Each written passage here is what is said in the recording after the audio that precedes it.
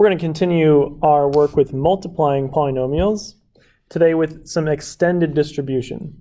So last notes we looked at multiplying binomials. Today we'll look at multiplying polynomials of any number of terms. The process is the same. Use the distributive property to multiply each term in the first polynomial by each term in the second. Check for like terms after multiplying. Let's get right into it. Example 1, we have a binomial times a trinomial. So just start with the first term in the first one, go through each term in the second. So 8x times 2x squared, that's 16x to the third. 8x times negative 6x is negative 48x squared. 8x times negative 3 is negative 24x. Then go to the second half. Negative 5 times 2x squared is negative 10x squared. Negative 5 times negative 6 is positive 30x. That's negative 6x. And negative 5 times negative 3 is positive 15. Let me just scoot this over. And now we can look through for any like terms. Looks like we've got only one x cubed, so that's going to stay. We've got a negative 48x squared and a negative 10x squared. That's negative 58x squared. Then we've got a negative 24x and a positive 30x. So that's positive 6x. And then finally our plus 15 to round it out. So there's the answer there. And again, you can check to make sure you multiplied everything based on the number of terms. We have 2 terms times 3 terms. That's 6 terms total before we combine like terms. Let's go to the next example. Negative 5x plus 1 times 7x plus 11x squared minus 3. So we're going to do negative 5x times 7x. That is negative 35x squared. Negative 5x times 11x squared is negative 55x cubed. Negative 5x times negative 3 is positive 15x. Next term, 1 times 7x is 7x. 1 times 11x squared is 11x squared. And 1 times negative 3 is negative 3. And now let's combine like terms. So again, standard form, the first term will be this x cubed. That's negative 55x cubed. Next up are the x squareds. We can combine negative 35 and 11 to negative 24x squared. 15x and 7x, that makes 22x. And then finally our minus 3. And there's the answer there. Let's go to the next problem. Here the trinomial comes first, that's okay. Just move through it like we have been. So 2k cubed times 2 is 4k cubed. 2k cubed times negative k squared is negative 2k to the 5th. Negative 9k squared times 2 is negative 18k squared. And negative 9k squared times negative k squared is positive 9k to the 4th. Negative 11k times 2 is negative 22k. And negative 11k times negative k squared is positive 11k to the 3rd. And now we combine like terms. So it looks like 5 is the biggest degree there, so negative 2k to the 5th. Only 1k to the 4th term, so plus 9k to the 4th. We've got 2k cubed, so 4k cubed plus 11k cubed is 15k cubed, or k to the 3rd.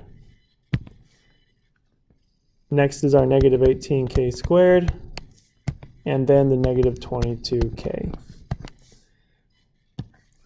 So there's the final polynomial there. This one has 5 terms because only 2 of the 6 in the original answer there combined.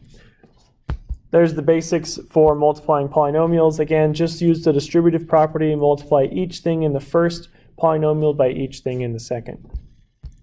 We have another pattern here, product of a sum and difference. And again, with any of these patterns, I'd say just write it out if you're not sure, if you don't want to memorize the pattern, and then go ahead and multiply as normal. But what this says is when you have a plus b times a minus b. So when you have the same first and second terms, but the difference is this sign in the middle, what happens is that middle term will cancel out and you'll be left with a squared minus b squared. Let's see how it works here. X times x is x squared. X times negative 4 is negative 4x. 4 times x is 4x. And 4 times negative 4 is negative 16. And so you can see the negative 4x and the positive 4x cancel out. That's x squared, and then that's 0, so we just have x squared minus 16. And this is where the a squared minus b squared comes in. A squared here will be x times x, and then b squared is 4 times 4, with the minus sign in the middle. But again, it's not that much extra work to just do the math. If you don't want to worry about noticing the pattern and then memorizing the pattern, you can just do the multiplication. So let's do a couple of examples here. W times w is w squared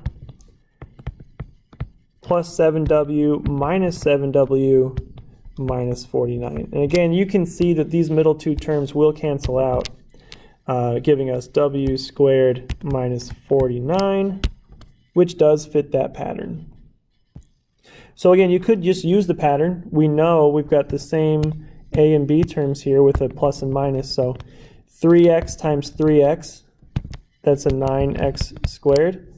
6 times 6 is 36, and it's going to be subtraction in the middle. So that's what it should end up as. Let's go ahead and just make sure. So 3x times 3x is 9x squared. 3x times negative 6 is negative 18x. 6 times 3x is positive 18x, and 6 times negative 6 is negative 36. And again, those 18x's will cancel out, so we were correct there. Okay, let's try one more thing here. Find the area of the shaded region.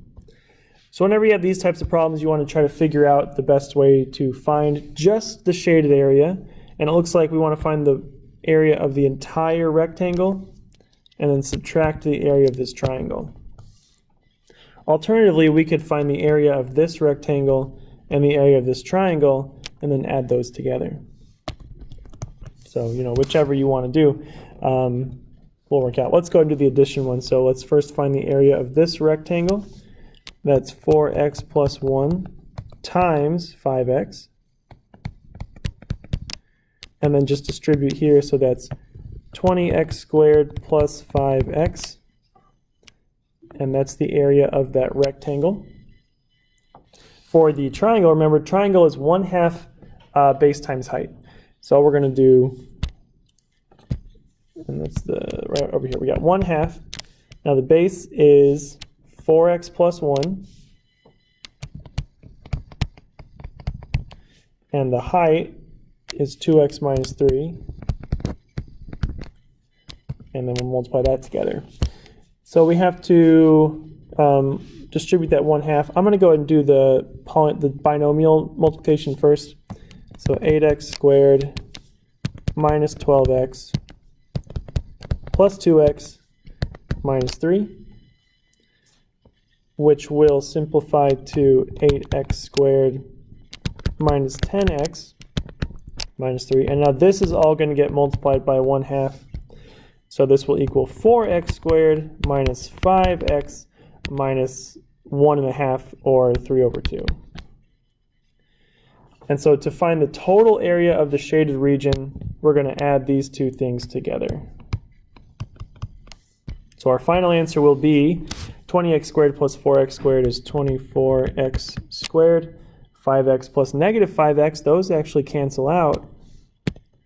And then we still have the minus 3/2. Like that, or 1.5 if you like decimals better.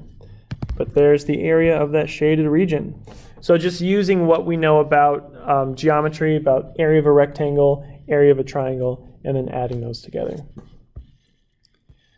But again, the basic idea today for these notes, to multiply polynomials, just use the distributive property, multiply each term in the first polynomial by each term in the second.